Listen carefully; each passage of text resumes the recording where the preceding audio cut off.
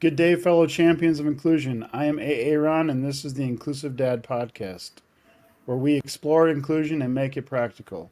Today, my guest is Sarah St. Louis. Welcome to the show. Thank you for having me. Absolutely. I'm excited about this episode. Can you tell me a little bit about yourself, please? Yeah, so my name is Sarah St. Louis. I am Associate AIA, and I'm also ADAC, which means I'm a Certified ADA Coordinator. I am a project manager of architecture at a local architecture firm called MG2. I am a support parent and board member for Family Voices of Minnesota.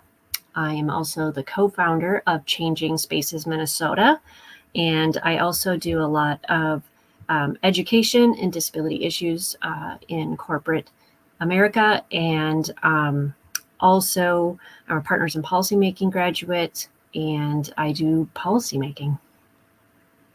When do you And I'm sleep? also a parent of two kids. Sleeping is overrated. It really That's is. true. That's true. Yeah, I kind of joke I wasn't able to sleep like in a chair before I had kids, and then I had kids, and all of a sudden you're sitting in the lazy boy and like you're sleeping, but you kind of sneak it in when you can. You do. Yeah. What was the name of the organization you founded? Changing Spaces. Can you tell me a little bit about what that is? Yeah, so Changing Spaces um, is a group that was started by a mom in Georgia, and it's kind of grown. We don't have chapters in all states, but a friend of mine and I co-founded the chapter here in Minnesota.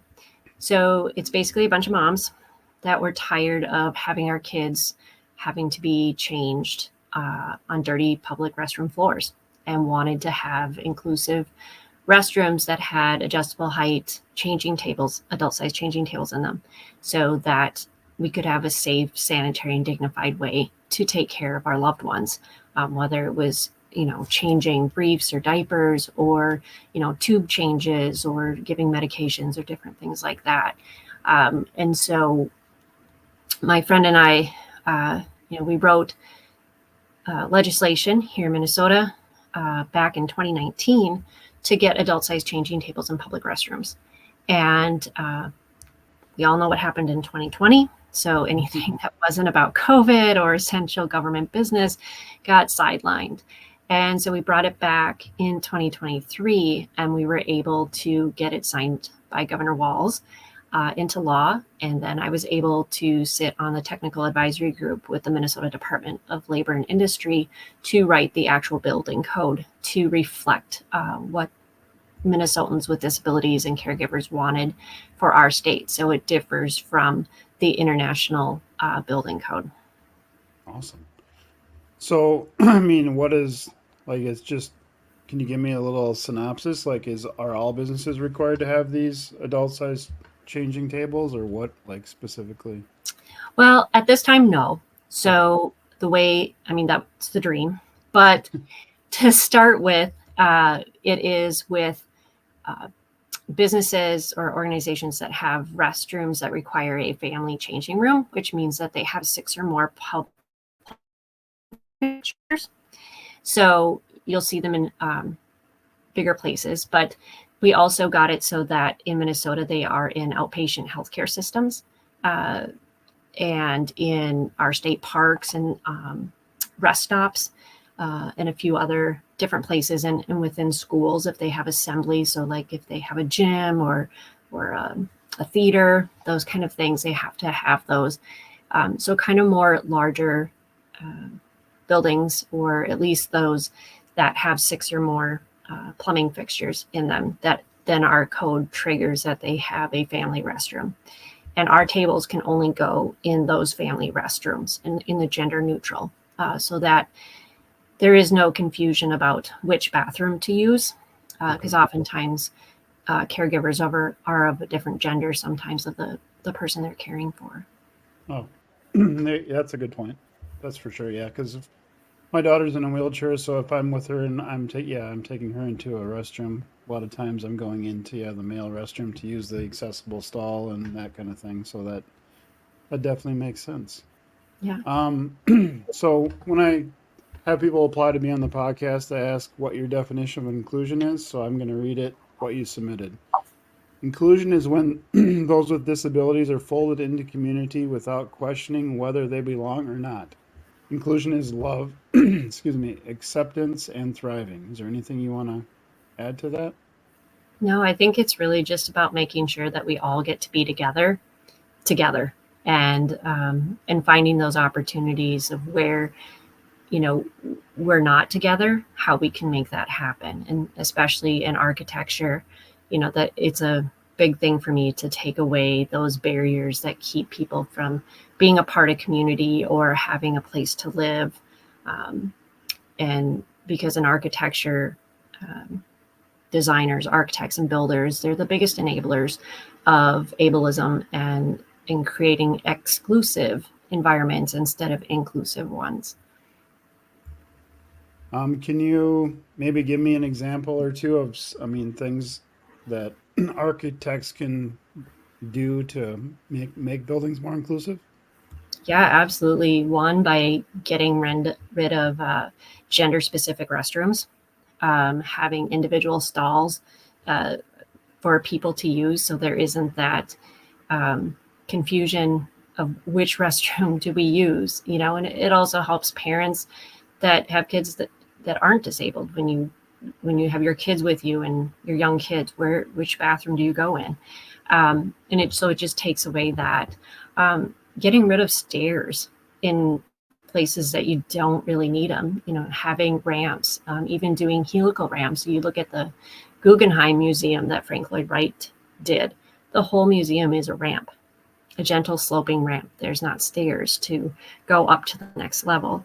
So looking at those kind of opportunities, just simple things like that, and allowing for options and choices for people with disabilities, because disability isn't one thing. It's a multitude of things. And sometimes people have multiple disabilities.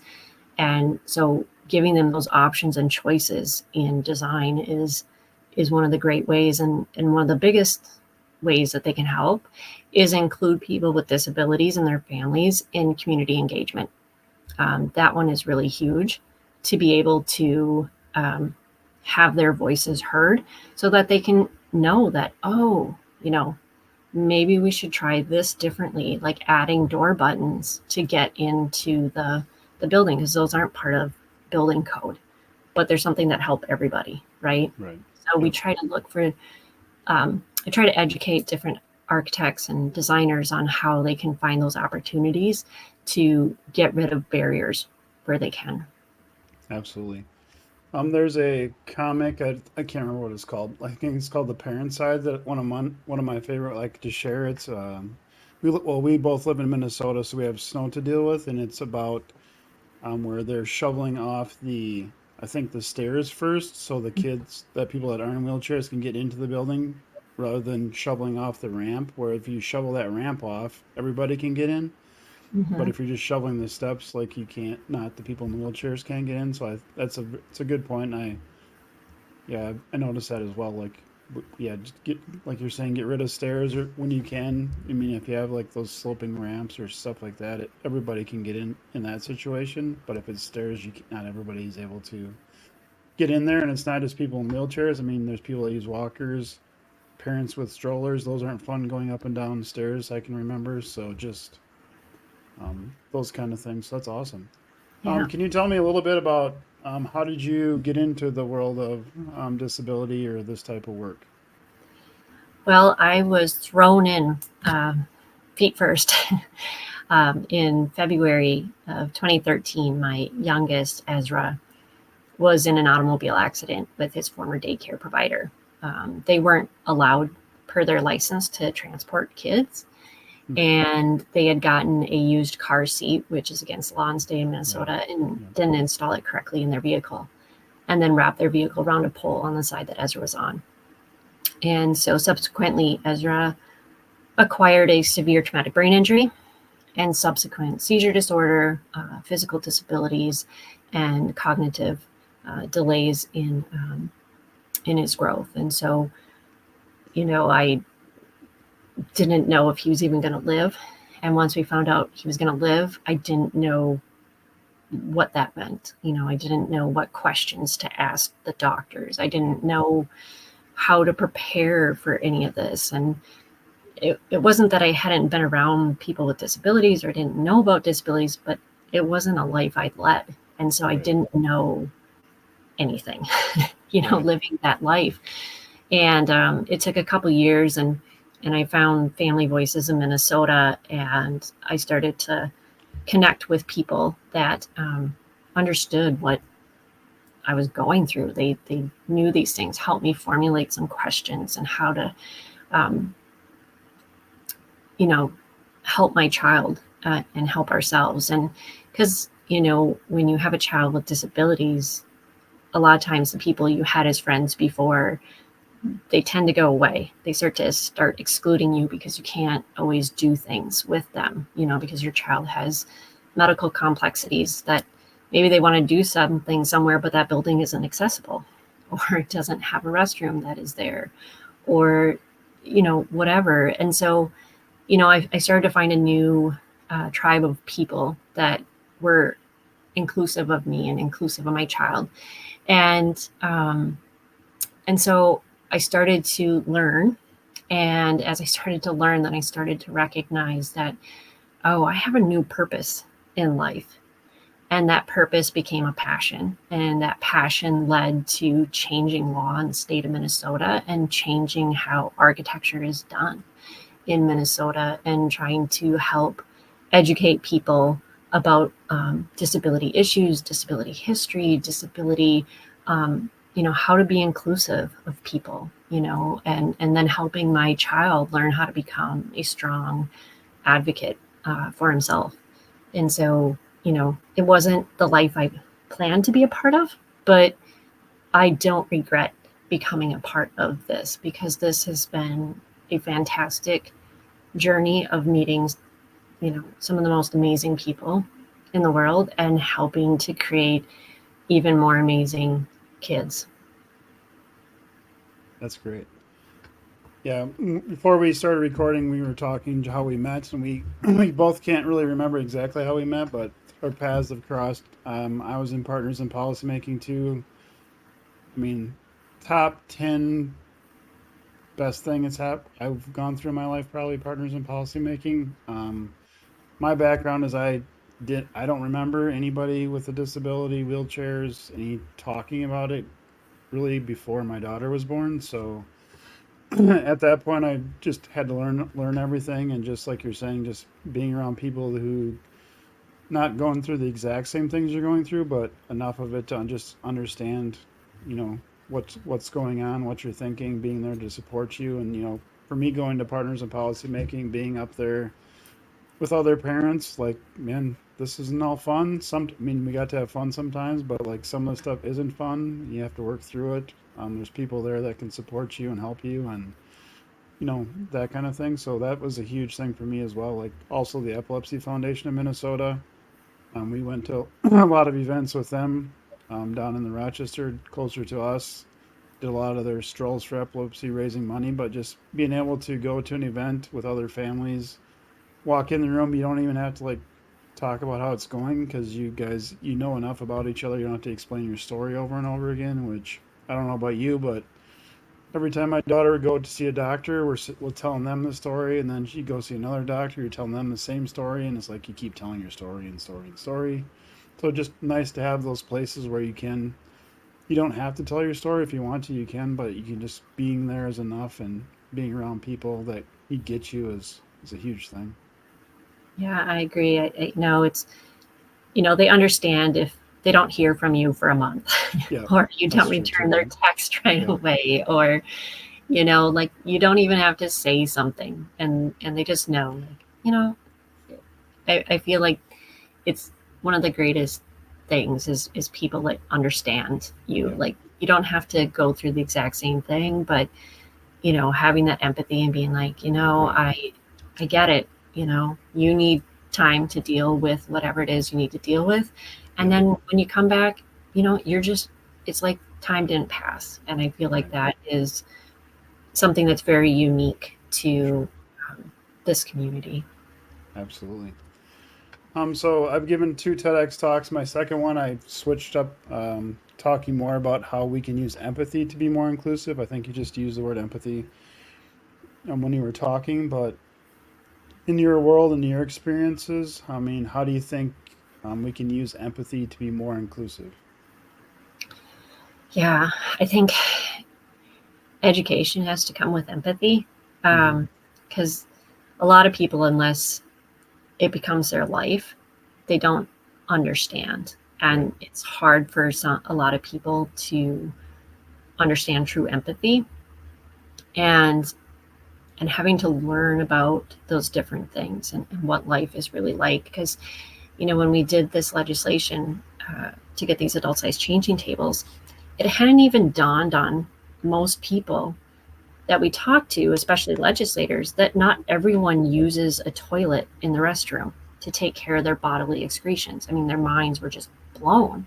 And when they found out that what we had to do is put them on a dirty public restroom floor in order to change them, it just, people started to shudder, because you don't even want to put your purse on those floors, like, it's gross. And so it, like, helping people understand, like, what you're actually going through. It's not just somebody with a disability. Here's, like, what happens when we have this, because you've made this world so exclusive from us, Right. that we want you to understand, so that you can have empathy, so that you start to change, you know, not only your mind, but your heart, and how that changes how you go forward.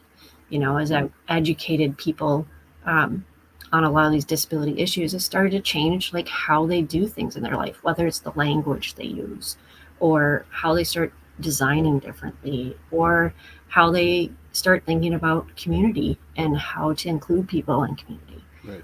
Um, it was like, um, the church that we went to, I told them, I'm like, either Ezra's going to come in the women's bathroom with me, or I'm going to have to go in the men's room when he's Hmm. a teenager. Which should we use? And so they created a couple bathrooms that are gender neutral.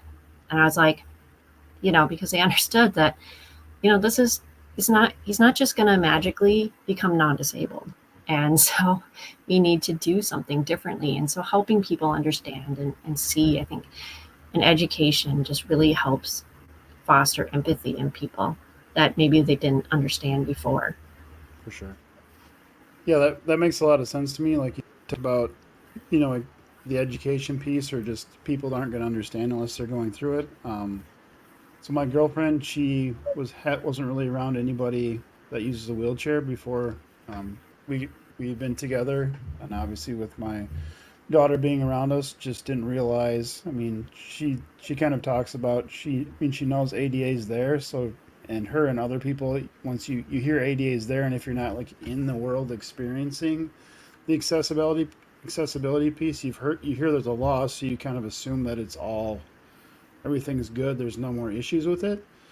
So she said to me several times, I mean, just being with you and, going out around the community or different places with Cece just has opened her eyes to like all the things that still need to be worked on, even though there still is ADA. I mean, there's a park we walk through on our loop around the lake nearby, and there's, I mean, it's a public park, and there's, I don't even know, 20, 25 spots, and there's not a handicap designated spot. I mean, and we walk through that. There's still streets in our town where there's not curb cuts on the corners. So if you're in a new part of town where we haven't been before walking, more than once we get to the end of the block and have to go back and either find a driveway or, go back to the previous curb cut cross and that kind of stuff. So it's just, I think there's people that they hear that there's a law passed, and if you're not experiencing that with your own life, you just, everything must be fine. We got a law, everything's cool, and it's just, it's not that way. So the awareness, the education piece is a big part of it.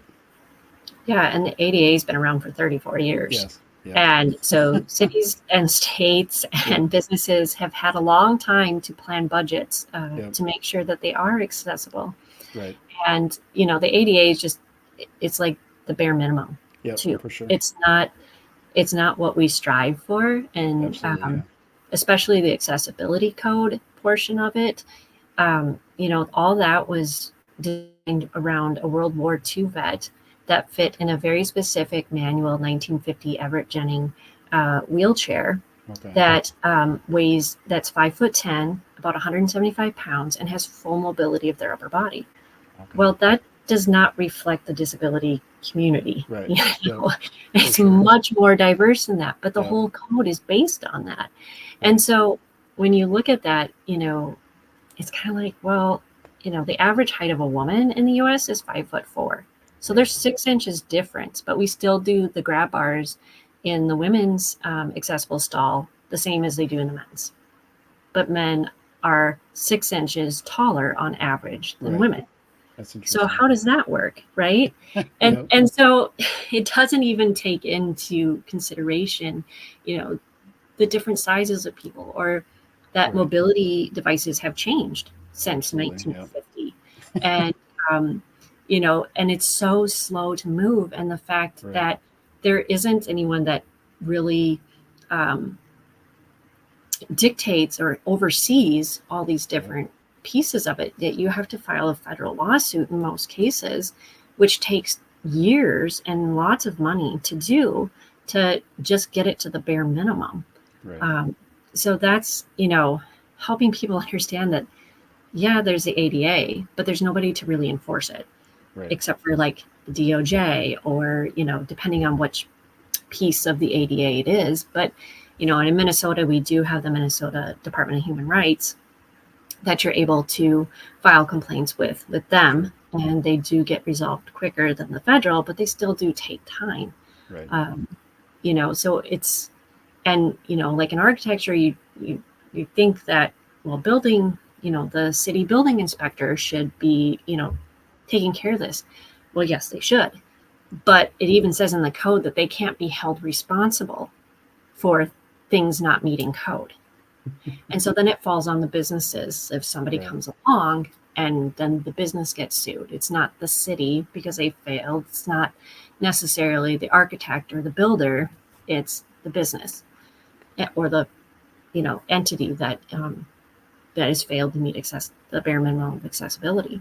Yeah. And so that's really frustrating to have to work with and deal with, especially in the disability community, when you think they would at least try. They Right. don't. Yeah. So, yeah. I mean, like my daughter, uses a power wheelchair. So if you're what you just described is what it's based on. I mean, her wheelchair is basically like a tank. Those things are big. I mean, if we go into like a quote unquote accessible stall, I mean, it's hard to get it in there and get the door shut again and get it in a spot where I can get her and transfer out of it onto the toilet. So it's just, yeah, those. I agree with you. Like the ADA, I've heard it before. Like you just said, that's the minimum. Like we need to do better than that, because that's just not. It doesn't usually. It's not practical. It doesn't mean like a turning radius. I mean, it is that, but I mean, if you made it a little bit bigger, it would be a lot better to be able to move around and not have to worry about hitting stuff and different things too. So yeah, that's interesting. I did not know that that's what it was based on. That's Yeah, interesting. a lot of people don't, and that wheelchair is not very big. And so, Right. and I don't know a lot of men that are 5'10", 170, 75 pounds, No. to begin with. So, No. to That's also true. have a whole code based on that Right. is Yeah. just unrealistic to our our community and our state, Yeah. or as a whole. So it does make it frustrating, and trying to help people understand that, when you have a scooter or a motorized wheelchair, like a lot of those times they need like, Yeah. you know 6 feet to Right. diameter to turn around. and Yeah. and so helping people understand that, is they're like, oh, I didn't know that. And most Yeah. architects have no idea, For because sure. they're lucky if they get like a whole day worth Okay. of teaching about Yep. accessibility or disability issues at all.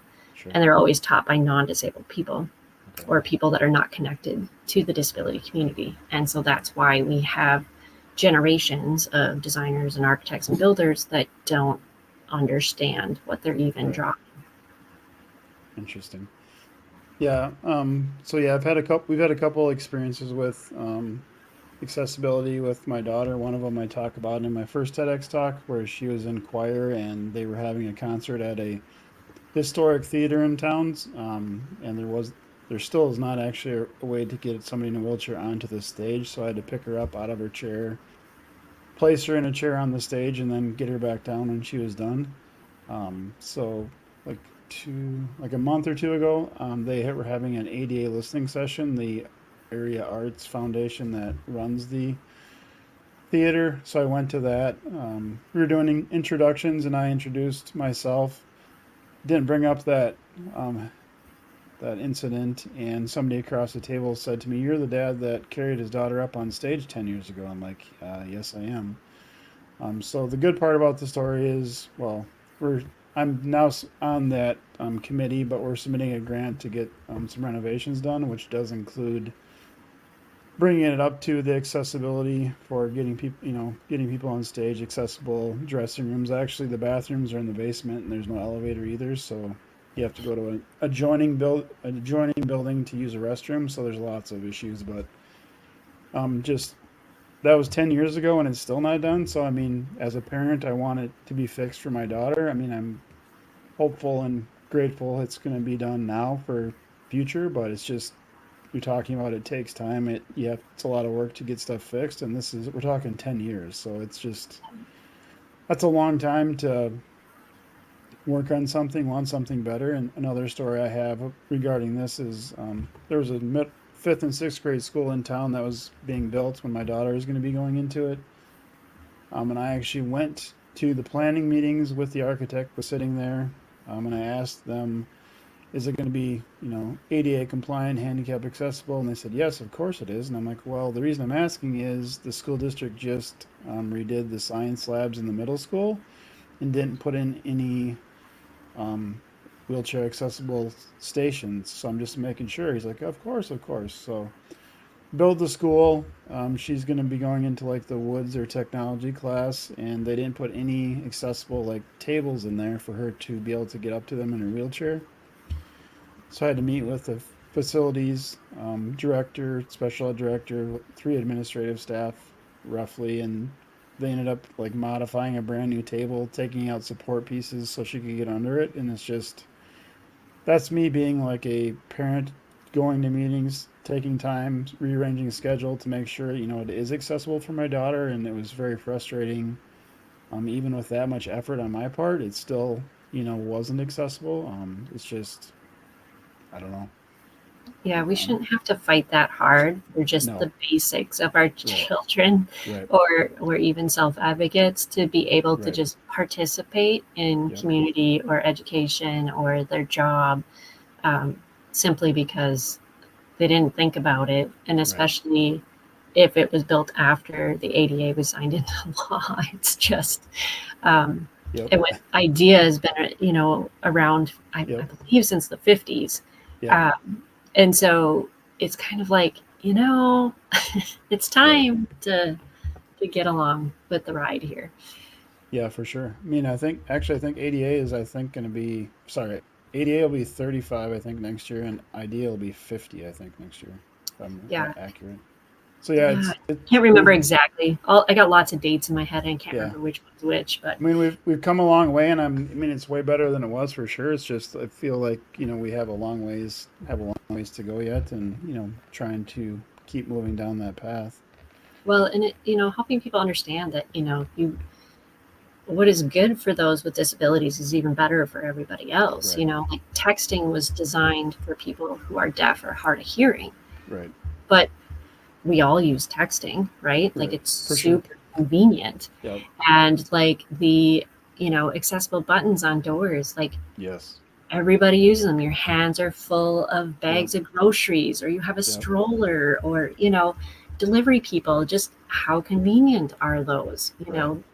It just makes life better for everybody. So I just, For sure. trying to help people understand we need to do better than that, Yes. That's awesome. Um, so another thing I like to ask my guests is just can you share like one tip to help our listeners like be more inclusive today? So it's not something where you have to go to school for a bunch of years or spend a lot of money or completely change a building? Like, what's one thing that my listeners, can do to start making the world more inclusive today? I think the easiest, cheapest way to learn how to become more inclusive is just simply having a conversation with somebody with a disability or their family members on, what is life like?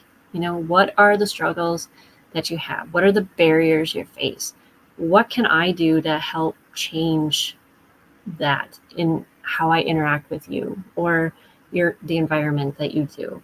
I think that's just the easiest, cheapest way is just to have that conversation with people, and then just include them in things, whether they're able to go or not. Right. Just Yep. being asked to the party Right. is a huge thing. Those are For just the sure. easiest, cheapest ways to be inclusive of people with disabilities and their families. Absolutely. Is there anything that we haven't talked about today that you want to share?